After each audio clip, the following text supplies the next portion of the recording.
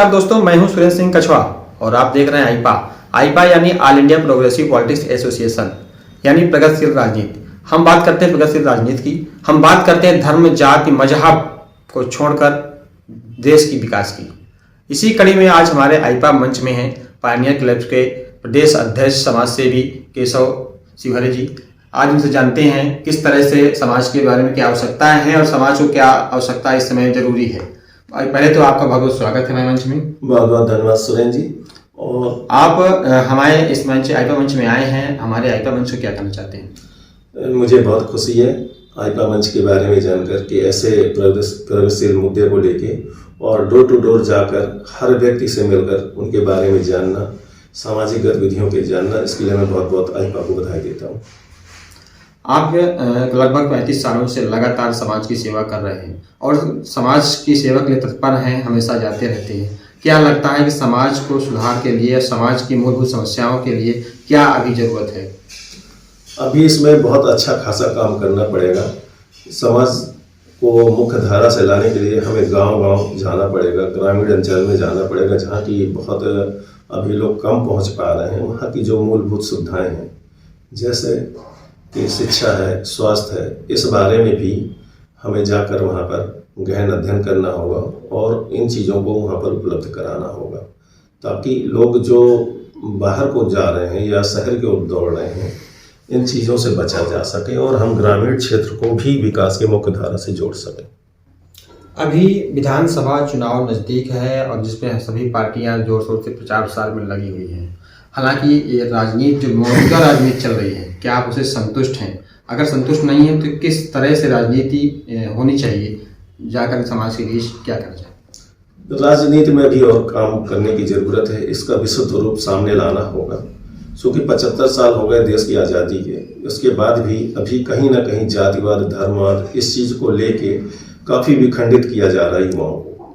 तो मेरा तो ये मानना है कि युवा इससे ऊपर हटकर समाज के लिए, अपने क्षेत्र के लिए, अपने देश के लिए सोचें और ज़्यादा से ज़्यादा लोगों को शिक्षा उपलब्ध कराएं, ताकि उनका मानसिक वातावरण सुरक्षित हो सके और अच्छा से अच्छा अपने बारे में सोच सकें।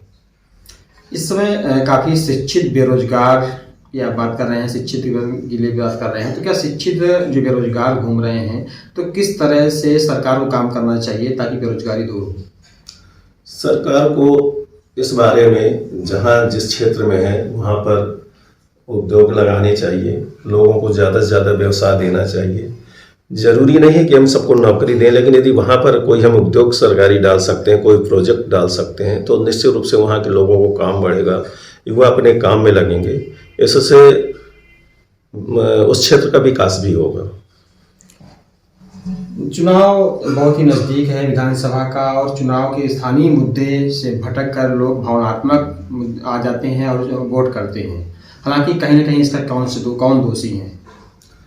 इसके बारे में कहीं ना कहीं हम मतदाता भी दोषी हैं। हमें सोचना चाहिए कि हमारी सुविधाएं देश हित में कौन अच्छी दे सकता है, कौन हमारे समाज को आगे ले जा सकता है, कौन क्षेत्र के विकास के बारे में सोच सकता है, कौन सा प्रतिनिधि देश हित की बात करता है। इन सभी चीज़ों से, स्वार्थ से हट के यदि ऊपर सोचेंगे और अच्छा प्रतिनिधि चुनेंगे तो निश्चित रूप से क्षेत्र का विकास होगा। स्वास्थ्य और शिक्षा के लिए तमाम चीज़ें हालांकि होती हैं, तमाम सरकारें आती हैं, चाहे सपा हो बसपा, कोई भी सरकारें हैं, तमाम बनती हैं और काफ़ी काम करती हैं, लेकिन उसके बावजूद राजनीति का कारण बन जाता है। कारण ये है कि सरकार योजनाएं तो लागू करती हैं, लेकिन वो धरातल पर पहुंच नहीं पाती। इसमें कहीं ना कहीं जो बीच का तंत्र है वो दोषी है। और यदि सारी सुविधाएं, जो प्रोजेक्ट बनाए जाते हैं, ये जन जन तक पहुंच पाए तो शायद ये दोष दूर हो सकता है। चुनाव नज़दीक आते ही तमाम वादे भी होते हैं। हालांकि जनता कुछ ऐसे होते हैं संतुष्ट होकर वोट देती है, कुछ लोग असंतुष्ट होकर वोट देते हैं। लेकिन संतुष्ट वोट जो देते हैं, हालांकि उसके बावजूद उनके सपने पूरे नहीं होते हैं। क्या कारण है कि जनता सरकार भी बदल देती है और फिर भी संतुष्टि नहीं हो पाती? इसका सबसे बड़ा कारण है कि जो चुनाव में प्रलोभन दिए जाते हैं और जिसके कारण लोग वोट देते हैं, इसमें सबसे बड़ा फैक्टर तो ये है। तो हमको ये चाहिए कि वादों पे साथ साथ हम अपना दायित्व हमारा क्या है, हम एक अच्छे प्रतिनिधि को चुनें जो काम कर सके। हम किसी प्रकार से लुभावने सपनों में ना आए। किसी भी तरह के हम प्रलोभन में ना आए। जब हम एक अच्छा प्रतिनिधि अपने बीच का चुनेंगे तो निश्चित रूप से विकास हो सकता है। क्या युवाओं का नेतृत्व राजनीति के लिए अच्छी है? निश्चित रूप से, जैसा कि वर्तमान में माननीय हमारे प्रधानमंत्री जी और मुख्यमंत्री जी का भी कहना, और युवाओं को काफ़ी वो आगे लाने का प्रयास कर रहे हैं, और निश्चित रूप से युवाओं को आगे आना चाहिए। युवा ही अब एक ऐसी कड़ी है जो देश की दशा दिशा दोनों को बदलने में सक्षम है, और युवाओं को हर चीज़ से ऊपर उठ के, धर्म से, जातिवाद से, इन सब से ऊपर उठकर सिर्फ एक लक्ष्य विकास की ओर अपने को अग्रसित करना चाहिए। आरक्षण और धार्मिक मुद्दों पर सियासत क्यों नहीं होनी चाहिए? आरक्षण और धार्मिक मुद्दे दोनों ऐसे हैं कि इन्हीं के कारण पूरा समाज विखंडित हुआ है। तो मेरा व्यक्तिगत ये मानना है कि आरक्षण जातगत न होकर आर्थिक होना चाहिए। यदि कोई किसी भी जात का गरीब है, उसको उसका लाभ मिलना चाहिए। इसमें ना तो धर्म आड़े आना चाहिए और न जात आड़े आना चाहिए। यदि वास्तव में युवाओं का विकास करना है तो हमें इन चीज़ों से हटकर भी देखना चाहिए। आप समाज के लिए काफ़ी समय से लगातार काम कर रहे हैं, और समाज के क्या हित में हो, जैसे शिक्षा, स्वास्थ्य, बेरोजगारी और ऐसी तमाम मूलभूत समस्याएं से समाज जूझता है। और हालांकि तमाम सरकारें आती हैं, तमाम वादे करती हैं, लेकिन वादे पूर्ण नहीं होते हैं। लेकिन जनता इसमें क्या करे कि कम से कम उन्हें वो लाभ मिले? देखिए, हर व्यक्ति की जो मूलभूत आवश्यकता है, रोटी, कपड़ा और मकान, यदि कोई सरकार इस ओर ध्यान देती है, लोगों को, नए लोगों को बेरोजगार दिलाती है, उन्हें काम धंधे पे लगाती है, उनके लिए रहने की व्यवस्था करती है, ये सारी सुविधाएं हैं। यदि ये सुविधाएं उपलब्ध कराई जाएं तो निश्चित रूप से हम काफ़ी परिवर्तन देखने को मिलेगा। अभी हालांकि कुछ चीज़ों में भी चर्चाएं हो रही थी कुछ दिन पहले ही भ्रष्टाचार को लेकर के।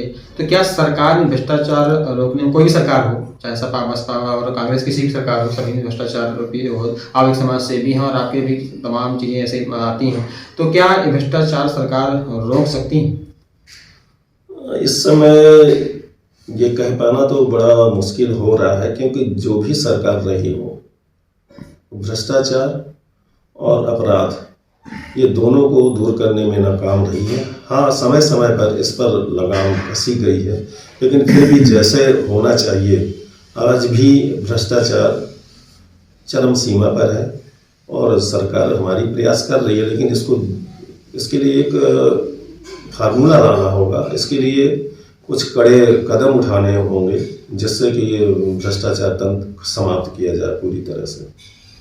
महिलाओं की सुरक्षा व्यवस्थाओं की तमाम सरकारें आके बात करती हैं, तो क्या लगता है कि महिलाओं की सुरक्षा व्यवस्था में जो सरकारें बातें करती हैं वो तामील होती हैं?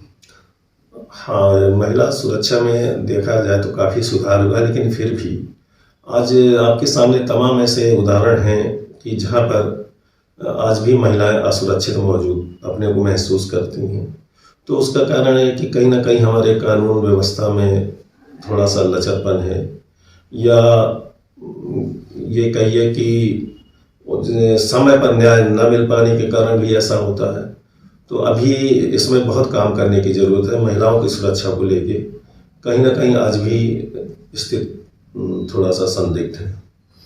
आप लगातार हर सीजन में, सीजन बाय सीजन जो गरीबों को दान देते रहते हैं, कभी सर्दी आ गई तो आप कंबल और तमाम चीज़ें ऐसे दान देते रहते हैं, तो क्या लगता है कि इससे सरकार को भी कुछ ऐसी चीज़ें करना चाहिए जिससे गरीबों के लिए, जो असहाय हैं, गरीब हैं, जो किसी लायक नहीं है, इधर घूम रहे हैं, उनके लिए क्या सरकार को काम करना चाहिए जिससे उन्हें लाभ मिले? सरकार करती है समय समय पर, लेकिन जो इनका मूल्यांकन होता है, जो चयन होता है, वो जो बीच की कड़ी होती है, दरअसल वो ईमानदारी से काम करे तो जो सरकार की सुविधाएं वो निश्चित रूप से जो लाभार्थी हैं, जो उचित उसके पात्र हैं, वहाँ तक पहुँच सकती हैं।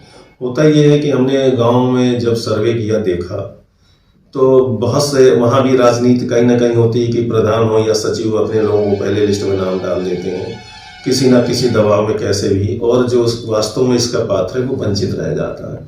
तो उनको ज़रूरत है इसमें भी काम करने की कि सरकार इस पर ध्यान दें, उनका सर्वे की स्तरीय कराएं, कई अलग अलग एंगल से कराएं, ताकि लाभार्थियों को वास्तव में उनका हक मिल सके। बहुत बहुत धन्यवाद।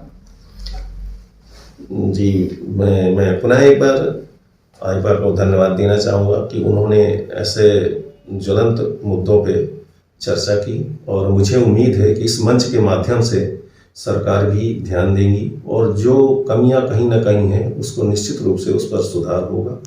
पुनः मैं आईपा का बहुत बहुत धन्यवाद देता हूं। ये थे पायनियर क्लब के राष्ट्रीय अध्यक्ष केशव सिवरे जी। समाज सेवा क्या काम करते हैं, लगातार 35 सालों से अपने ज़िले में ही नहीं कई ज़िलों में भी काम करते हैं और गरीबों असहायों की हमेशा मदद करते हैं। इनका कहना है कि सरकार को जैसे गरीबों असहायों की मदद करने के लिए जैसे ग्राम प्रधानों और अन्य सचिवों को लेकर के तमाम बातें कही कि उनको ध्यान देना चाहिए। अपनत्व तो हर जगह नहीं होता, सबके समान व्यवहार करना चाहिए।